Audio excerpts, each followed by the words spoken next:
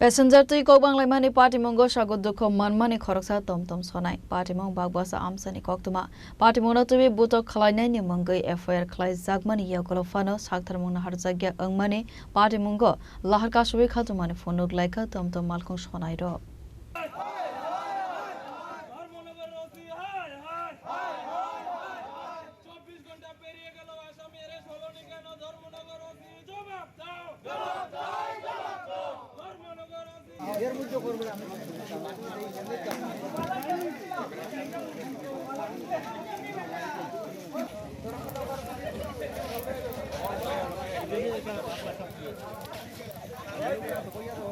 Haino hai khungnei tom malkhong sonai rone bisingo bulai joglai anglai mani party monggo tapos das mangai khoroksa tom malkhong sonai ni bkhakte khlai jakmani FIR fiaba party monggo karangjak tongnai rokno tabok phana arrest khlai jakya khanai koksil samang toboi strangshal horo bagbasa lahar kotor kasoi khatumani phonok laika tom sonai ro এটা হলো গতকাল আমার ভাই তপন দাস উনাকে বিষয়টা আমি তুলে ধরি সবার সামনে।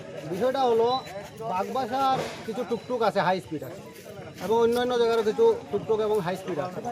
তো এবার বাগবাসার একটা ছোট্ট একটা এরিয়া, ছোট্ট একটা বাজার, যেখানে বাজারঘাট কিছু নেই, ছোট্ট একটা এরিয়া।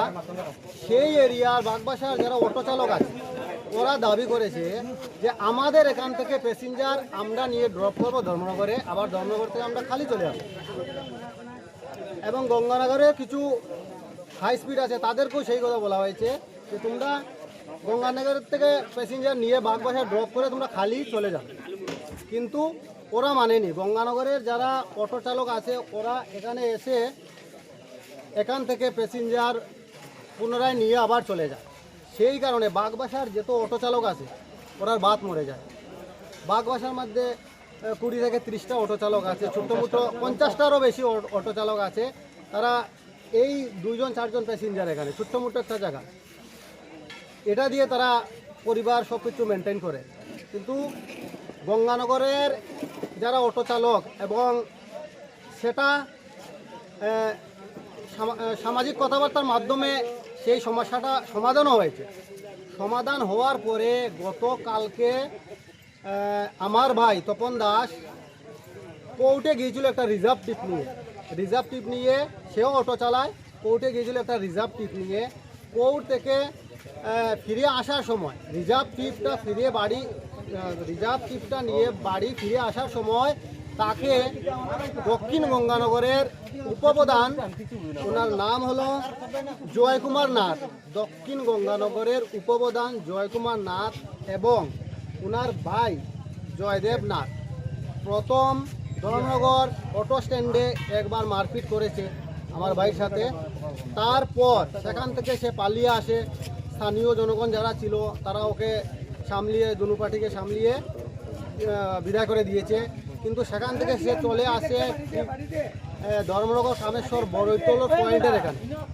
যখন সেখানে আসে তখন 3টা হাই স্পিড গাড়ি ফুল করে হাতে দা, রড, এই সমস্ত সব জিনিস নিয়ে তাকে আগে সামনের দিকে একটা গাড়ি ব্লক করে আর পিছন থেকে 2টা গাড়ি ব্লক করে এই জয়কুমার নাথ এবং তার ভাই উপপ্রধান জয়কুমার নাথ এবং তার ভাই জয়দেব নাথ, একজন ধরেছে ওর একজন রড দিয়ে আমার ভাইকে এদিকে মেরেছে, পুরো মাথা ফাটিয়েছে।